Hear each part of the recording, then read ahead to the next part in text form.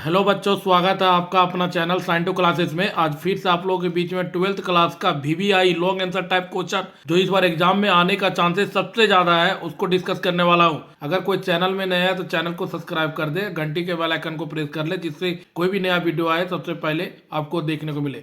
आप लोग से एक कंप्लेन है कि आप लोग वीडियो को देखते हैं पर वीडियो को लाइक और शेयर नहीं करते, तो प्लीज दोस्तों मेरे वीडियो को लाइक करें और वीडियो को शेयर कर दे। चलिए देर ना करते वीडियो को शुरू करते हैं। यहाँ पर चैप्टर 1 है। चैप्टर 1 से कौन कौन सा इंपॉर्टेंट क्वेश्चन है उस चीज को डिस्कस करने वाले हैं। तो फर्स्ट क्वेश्चन है define electric dipole moment, drive an expression for electric field at a point on equatorial position of N electric dipole.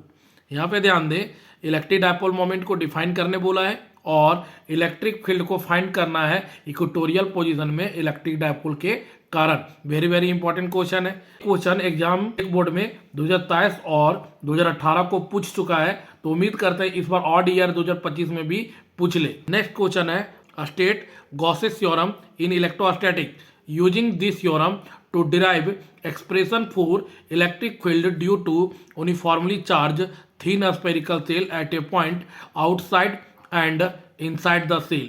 यहाँ पे गॉसेस थ्योरम इलेक्ट्रोस्टैटिक को लिखना है। उस थ्योरम के हेल्प से हमें एक्सप्रेशन को डिराइव करना है electric field due to uniformly charge thin spherical shell के कारण, और जो पॉइंट लाई करेगा आउटसाइड और इनसाइड के अंदर।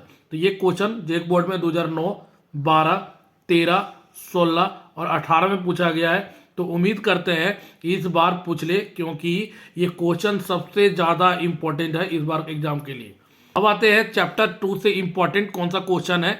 यहाँ पे ध्यान दें, चैप्टर 2 से important define electric potential, drive an expression for electric potential at any point due to an electric dipole.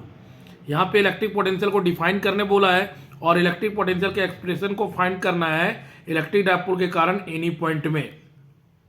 ये क्वेश्चन 2009, 2016, 2020, 2023 में पूछा गया है, तो इस बार उम्मीद करते हैं कि ये क्वेश्चन पूछ सकता है। नेक्स्ट क्वेश्चन है find the expression for capacitance of A parallel plate capacitor with and without dielectric medium between the plates.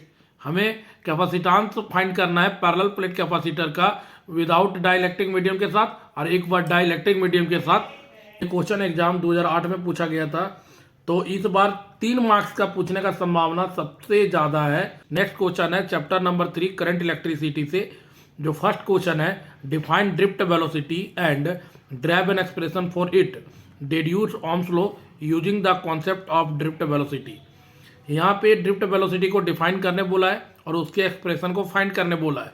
उसके बाद ओम्स लॉ को ड्राइव करने बोल रहा है कॉन्सेप्ट ऑफ ड्रिफ्ट वेलोसिटी को यूज करके। ये क्वेश्चन 2015 और 2017 में पूछा गया है, तो उम्मीद करते हैं इस बार एग्जाम में आने का चांसेस सबसे ज़्यादा है करंट इलेक्ट्रिसिटी से। नेक्स्ट क्वेश्चन है what is resistivity and conductivity. Resistivity क्या है और कंडक्टिविटी क्या है। उसके बाद drive the relation J equal to sigma E. इस रिलेशन को फाइंड करने बोलेगा J बराबर सिग्मा ई। ये क्वेश्चन जेक 2012 में पूछा गया है। अगर पूछना होगा तो इस बार पूछ सकता है, तो नहीं तो ये 3 मार्क्स में पूछा जाता है J बराबर सिग्मा ई। ये हमारा फर्स्ट चैप्टर, सेकंड चैप्टर और थर्ड चैप्टर से इंपॉर्टेंट 5 मार्क्स वाला है। तो अगर किसी 3 मार्क्स में पूछना होगा तो कोई एक एक करके एक क्वेश्चन हटा देगा और उसको, जैसे यहाँ पे ड्राइव द रिलेशन J बराबर सिग्मा ई, ये 3 मार्क्स का आ सकता है। Deduce Ohm's law using the concept drift velocity अकेला पूछ ले 3 मार्क्स का, ये अकेला पूछ ले 3 मार्क्स का। Expression for parallel plate capacitor capacitance का विदाउट डाइलेक्ट्रिक मीडियम, ये अकेला पूछ ले तो 3 मार्क्स का। तो इस प्रकार से 3 मार्क्स वाला भी क्वेश्चन बन जाता है यहाँ से। Chapter number 4 magnetic effect of current से कौन कौन सा 5 मार्क्स का इंपॉर्टेंट क्वेश्चन है। तो यहाँ पे जो फर्स्ट क्वेश्चन है find the force acting on a current carrying conductor in ये uniform magnetic field. Current carrying conductor को यूनिफॉर्म मैग्नेटिक फील्ड में रखते हैं तो फोर्स एक्सपीरियंस करता है। उस फोर्स का इक्वेशन होता है F equal to ILV sine theta. इस एक्सप्रेशन को डिराइव करना है। नेक्स्ट क्वेश्चन इसी में है using it find the force between 2 parallel current carrying conductors. इस करंट कैरिंग कंडक्टर के फॉर्मूला को यूज करके हमें force between 2 parallel current carrying conductor के फॉर्मूला को ड्राइव करना है। ये क्वेश्चन 2023 और 2019 में पूछा गया है, तो उम्मीद करते हैं इस बार भी पूछ ले। नेक्स्ट क्वेश्चन है derive an expression for torque acting on ये current carrying rectangular coil placed in ये यूनिफॉर्म मैग्नेटिक फील्ड। यहाँ पे ध्यान दे, जब भी करंट कैरिंग रेक्टेंगुलर कॉइल को यूनिफॉर्म मैग्नेटिक फील्ड में रखते हैं तो टॉर्क एक्सपीरियंस होता है। उस टॉर्क का इक्वेशन होता है, इस टॉर्क का इक्वेशन होता है एम बी साइन थीटा। तो इसके एक्सप्रेशन नहीं, टॉर्क का एक्सप्रेशन होता है N I A B sine theta. इस एक्सप्रेशन को फाइंड करने बोला है। ये क्वेश्चन 2020 में पूछा गया है। तो नेक्स्ट क्वेश्चन है derive an expression for the magnetic field at a point on the axis of A current carrying circular coil, also find the magnetic field at the centre of the coil. यहाँ पे ध्यान दे, current carrying circular coil के axis में कोई x distance पे एक point होता है, उस पॉइंट पे मैग्नेटिक फील्ड को पता करना है। उसके बाद उस पॉइंट पे पता करने के बाद हमें सेंटर, कॉइल के सेंटर पे मैग्नेटिक फील्ड को पता करना है। तो इस बार के लिए वेरी वेरी इंपॉर्टेंट क्वेश्चन है। हो सकता है कि इस बार पूछ ले। ये क्वेश्चन 2006 में, 11 में, 13 में, 14 में, 17 में, 19 में, तो इस प्रकार से पूछा गया है। तो बहुत बार पूछा जाने के कारण इस बार आने का चांसेस सबसे ज़्यादा है। नेक्स्ट क्वेश्चन है state Ampere's law, using this law find the magnetic field at the point inside a current carrying long solenoid. यहाँ पे एम्पियर सर्किटल लॉ के स्टेटमेंट को लिखना है और उसके फॉर्मूले को लिखना है, और इस लॉ का यूज करके, एम्पियर सर्किटल लॉ का यूज करके मैग्नेटिक फील्ड सॉलिनॉइड के अंदर फाइंड करना है। Chapter number 5 magnetism and matter से इंपॉर्टेंट जो 5 मार्क्स है, find the magnetic field at the equatorial and axial position of a magnetic dipole. यहाँ पे मैग्नेटिक डायपोल के कारण मैग्नेटिक फील्ड का पता करना है।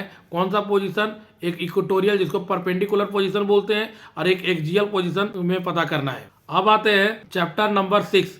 चैप्टर नंबर 6 से जो फर्स्ट इंपॉर्टेंट क्वेश्चन है state Faraday's law of electromagnetic induction, drive expression for EMF induced in A coil rotating in a uniform magnetic field, what is the nature of the EMF. ये उतना important नहीं है, लेकिन फिर भी पढ़ ले, क्योंकि Faraday's law of electromagnetic induction 3 marks का क्वेश्चन बनता है इससे। नेक्स्ट क्वेश्चन है Lenz law is in accordance with law of conservation of energy, explain this, what is Lenz law.